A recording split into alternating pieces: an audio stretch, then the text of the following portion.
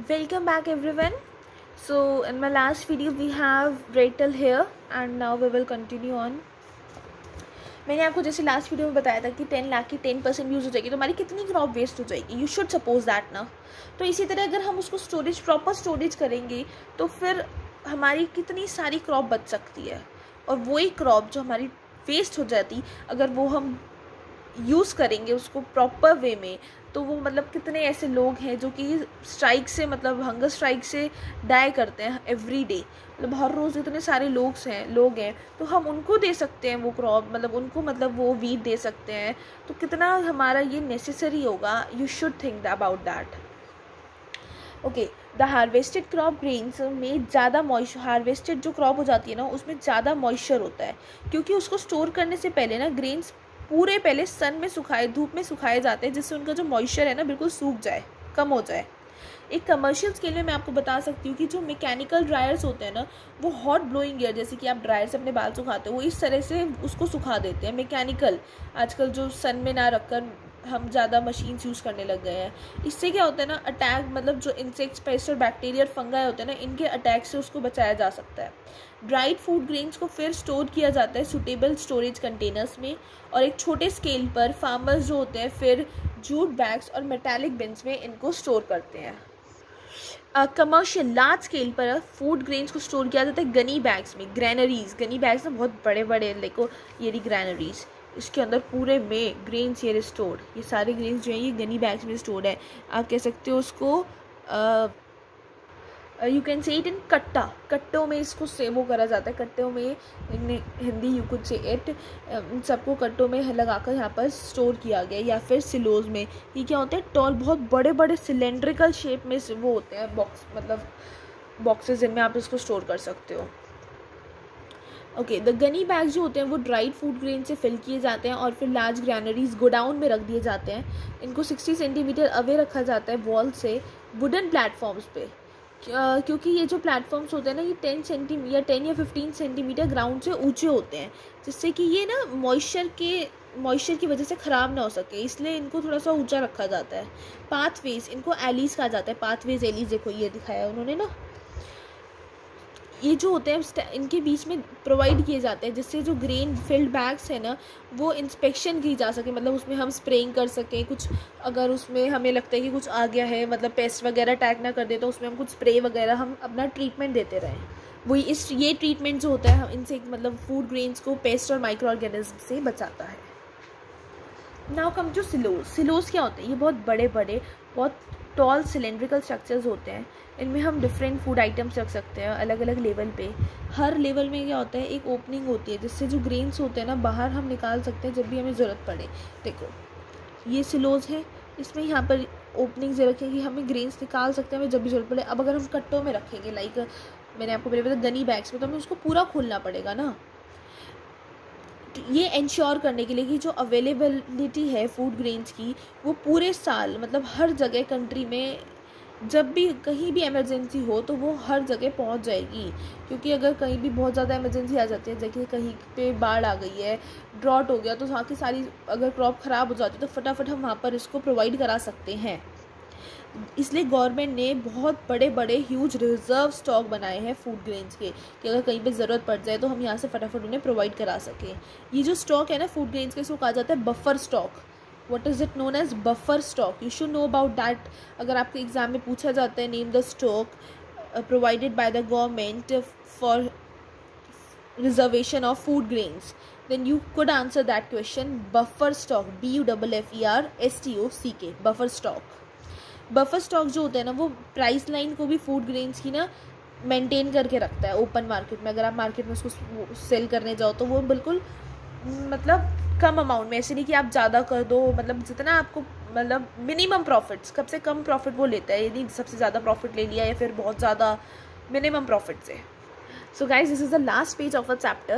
After this chapter would be totally finished. Interest थोड़ा बढ़ता जा रहा है जैसे जैसे हमारा chapter increase हो रहा है and now it's going to end very soon.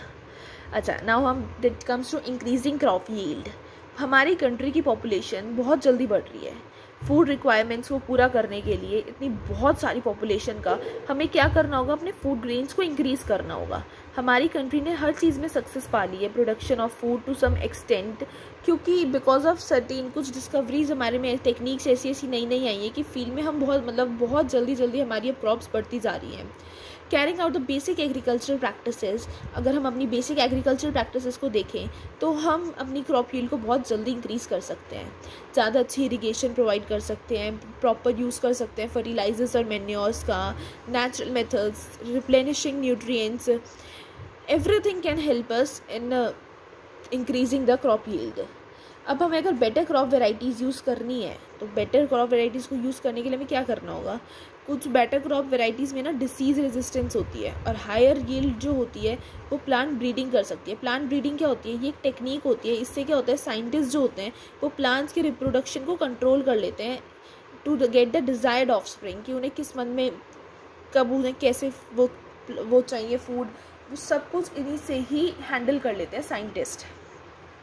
Hybridisation ये क्या होती है, ये एक टेक्निक होती है जो कि नई नई वेराइटीज़ ऑफ क्रॉप्स डेवलप करती है, cross breeding to different varieties.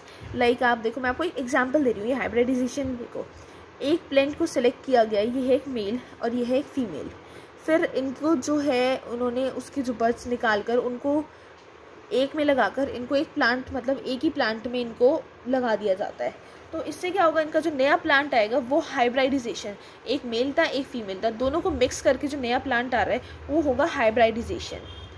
Okay, देखो उन्होंने भी उसमें यही बताया है, जैसे मैंने आपको बताया, एक प्लांट लिया जाता है, दूसरा प्लांट लिया जाता है, फिर उसको मिक्स, जैसे आप ये देख लो, आपको एक रोज़ का फ्लावर रेड है और एक आपका येलो है, उसको क्या करेंगे, वो कंबाइन कर देंगे, रेड है और येलो है, उसकी जो नीचे की बर्ड्स है वो निकाल देंगे और उनकी जो डंडी होती है ग्रीन कलर की उसको एक दूसरे में ऐड कर देते हैं और फिर क्या करेंगे, उसको एक नए प्लांट में लगा देंगे, जिससे वो आपका नया फ्लावर बन जाएगा, रेड येलो का mixture.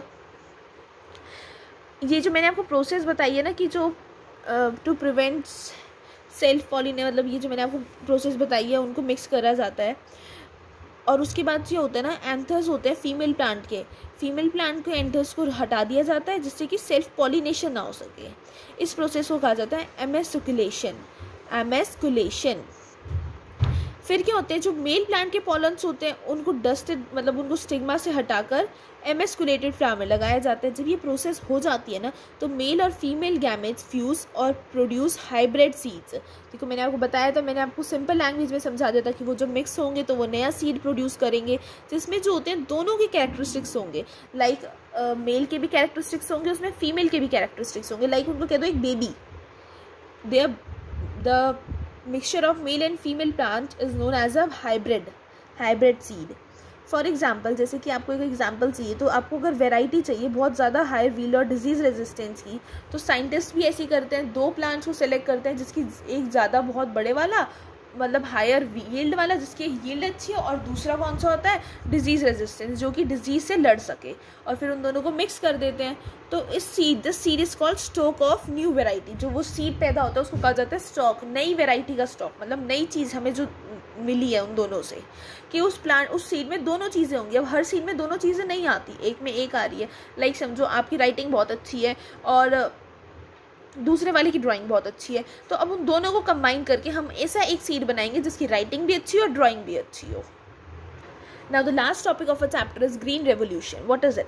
there has been tremendous increase in the production of wheat crop in India. बहुत जल्दी इंक्रीज़ होता जा रहा है इंडिया में व्हीट क्रॉप का, मतलब कुछ पिछले सालों से। इसको कहा जा रहा है ग्रीन रेवोल्यूशन। इससे हमारी कंट्री को ना सेल्फ सफिशिएंट बना दे कि वो अपना खाना वो खुद अपनी मेहनत से वो मतलब बनाकर खा पा रही है। क्योंकि क्या था पहले इंडिया, मतलब जब ब्रिटिशर्स ने अटैक किया था उसके बाद क्या हो गया था, इंडिया को मतलब सेल्फ डिपेंडेंट नहीं रह गई थी, उसको दूसरी कंट्री से हेल्प लेनी पड़ रही थी। लेकिन अब जो इंडिया है वो सेल्फ सफिशिएंट फूड है उसके पास।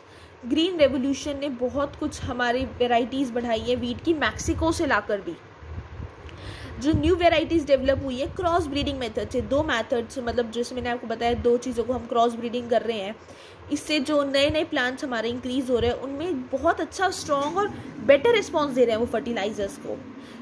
कुछ हाई यील्डिंग वेराइटीज़ जैसे कि राइस हो गया, मेज़ हो गई, बाजरा, शुगर केन एक्सेट्रा, ये सब डेवलप किए गए थे इंडियन साइंटिस्ट के द्वारा क्रॉस ब्रीडिंग से, ये सब इन्होंने क्रॉस ब्रीडिंग से डेवलप किए थे साइंटिस्ट ने। Now the last one is food from animals. Animal से खाना, वो एनिमल्स मतलब एनिमल्स को भी खाना चाहिए, शेल्टर चाहिए, प्रॉपर ग्रोथ चाहिए, जैसे हमको चाहिए ह्यूमंस को, ऐसी एनिमल्स को सब कुछ चाहिए। वो साइंस जो कि ब्रीडिंग, फीडिंग और केयरिंग ऑफ डोमेस्टिक एनिमल से डील करती है, उसको कहा जाता है animal husbandry.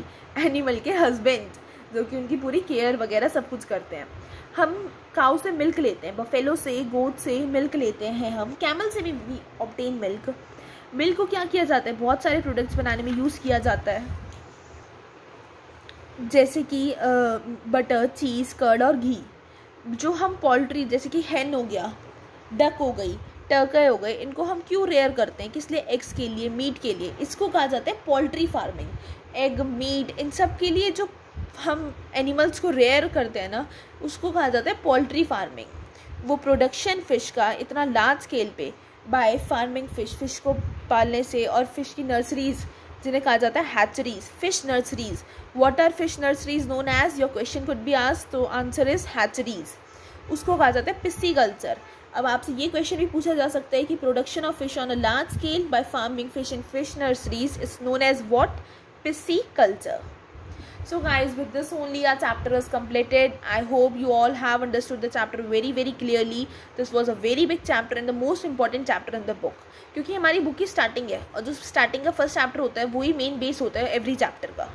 So thank you guys. If you like my video, please like and share it. Thank you.